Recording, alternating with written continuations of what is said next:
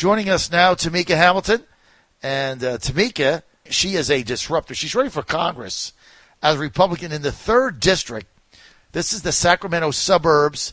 The incumbent there, John Garamendi. He's been on my show. John, a really nice guy, but very liberal.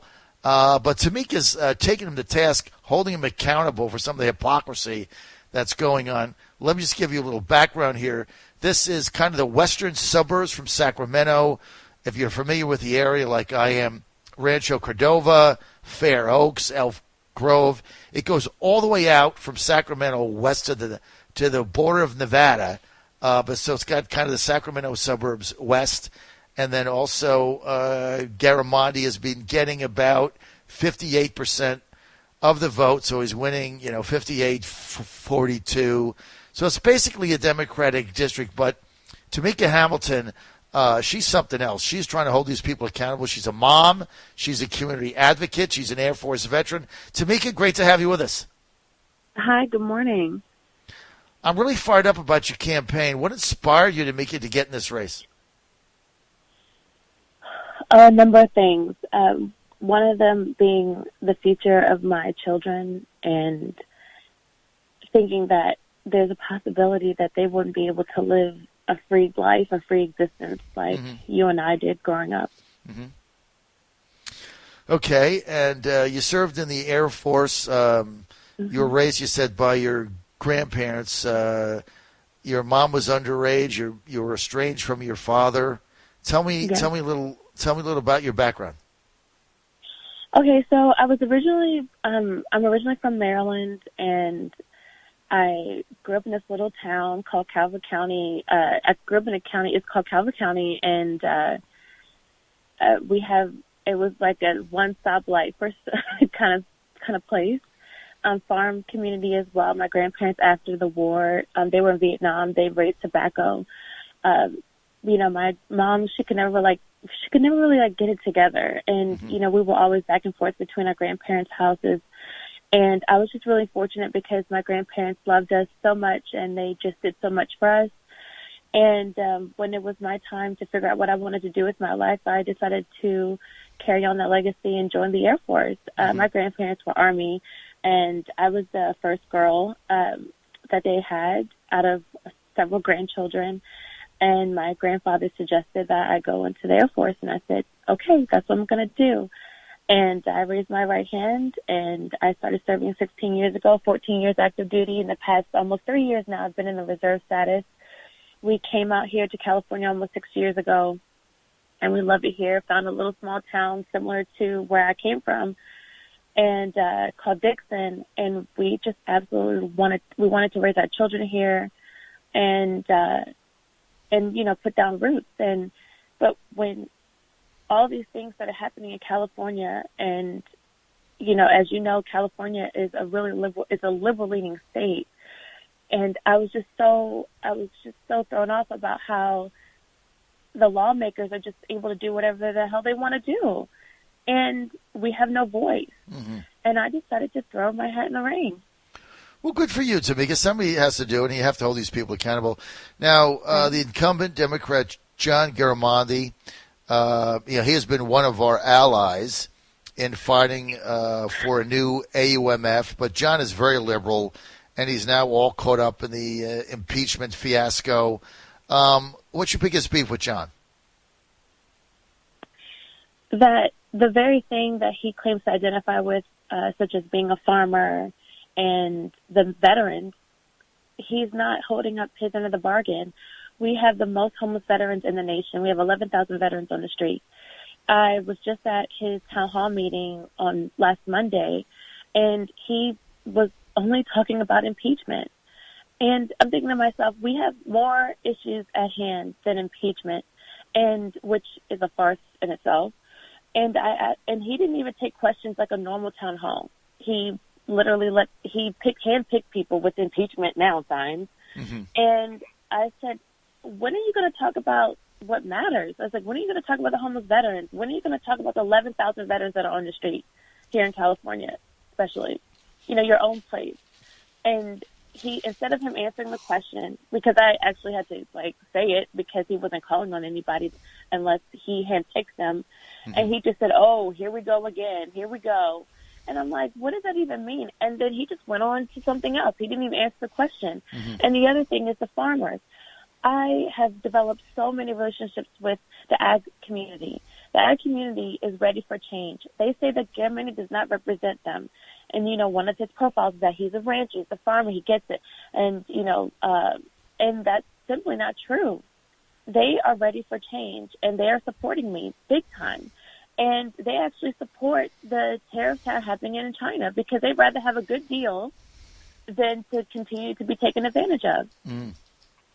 So basically all the things on the table right now for the Democrats, USMCA, right? No movement on that. Lowering drug prices, nothing on that because they're tied up with impeachment. Getting a bill to stop surprise medical billing and not have it where they're preset rates where people get screwed. Getting a new AUMF, right? Getting an infrastructure bill to fix our roads and bridges. None of this getting done. You ask him about it, and he basically just change the subject. He didn't even answer. He said his only line was, "Oh, here we go," and that also indicated to me he knew who I was.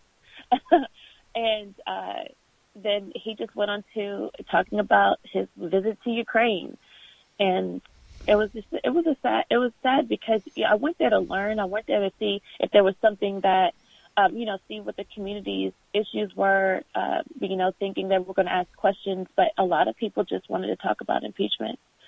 And it was pretty sad because, we have a lot more issues. And he had it in the middle of the day where working class people couldn't come. It was just the retirement community. I love them. God bless them. But he could have had two, one for them and then another one for those parents that got off of work or just picked their kids up from school. Yeah. Well, see, this way they can say they had a town hall meeting when nobody came, right? So because it's in the middle of the day, so they can't really they don't have to be confronted by working people.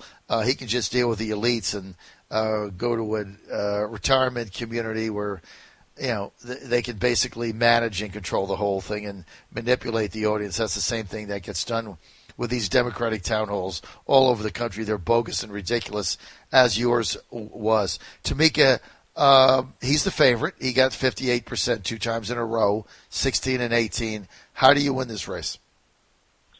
So I do want to add this is that so I have the largest, the most amount of counties in this district in California for this district, and it's Lake, Glen, Sutter, Calusa, West, Sac, Solano, Yolo, Yuba, and we have.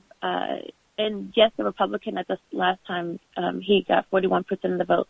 So we only have to close, if I only have to get 51% of the vote, we only have to close a 9% gap, which to some people is like, oh my gosh, that's a big, but when you think about all these other races across the nation, that's, especially the popular ones like AOC and Rashid Tlaib and Ilhan Omar, I have the smallest gap to close, and it's largely overlooked because Germany's not famous in the terms of politics. Right. But one thing that I stress is that we're a purple district. 4 of my counties vote red.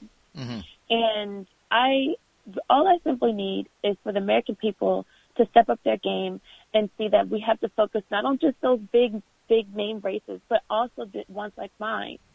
And what I've been doing is I've been pounding the pavement, going door to door, talking to citizens, and I've gotten the Democrats that know him, that voted for him in the past to vote for, that have said they will vote for me. I take testimonials, I post them on my social media, and all my social media is the same name, Tamika Hamilton. And I have been able to gain traction that way. I've gotten donations from across the nation, 35 states, just from me talking about the issues that are happening here in California and how, like all of us, we want to secure the future for our families and our children.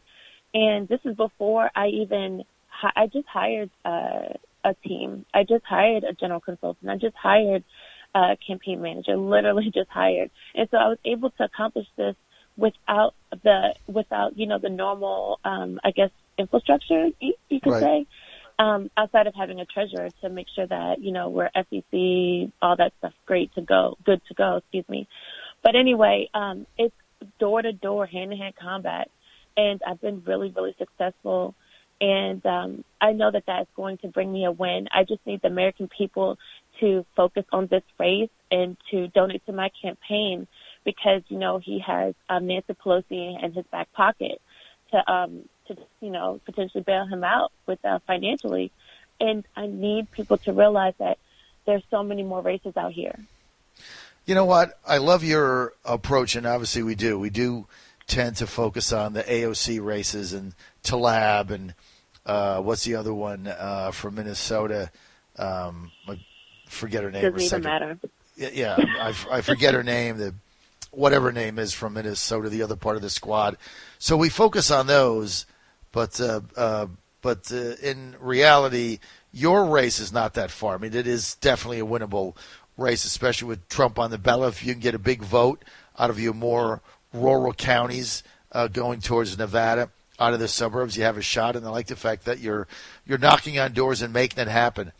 For more information, go to her website, which is votetamika.com, VOTE, votetamika.com. You can also follow her on Twitter at votetamika. I like the fact that your name is on everything. That makes it easy. Smart. Thank you. votetamika.com. And Ilhan Omar, that's it. Kara, thank you. It just slipped a minute. So we focus on those races, but Tamika's out there working hard. And so you want to follow her campaign, go to VOTE, votetamika.com, and you're good to go. Tamika, final word you want to say to our listeners? I would tell them that, focus. Now is the time for the American people to really take a stand. I think that one of the things I see is the nation is awake and they're looking and they're wanting more from their representatives. And I think that's amazing. And right now, 2020 is so important because we need people that are going to support the president. We need people in Congress that are going to support his policies and really, truly keep America great. And I just ask that they, not just for my race, there's a lot of other great people out there that are running, and the establishment will want to take them out early in the primary. And the more that we pay attention to people like myself, we're going to get those seats back and we can take the House. We're at 199. We need 218 to take the House. And I just ask that people truly look at making that sacrifice with us because it's not cheap. And we need the support of the nation right now so that we can truly make a difference and support Donald Trump. It's kind of amazing you say that. We kind of forget about this, that Republicans just need to pick up 19 seats, right? That's it. Yes, sir. They need to pick up 19 seats, 26 seats, and this does not include Tamika's district, but 26 Democrats won in Trump-carry districts. And the Democrats the Republicans only need to pick up 19 seats.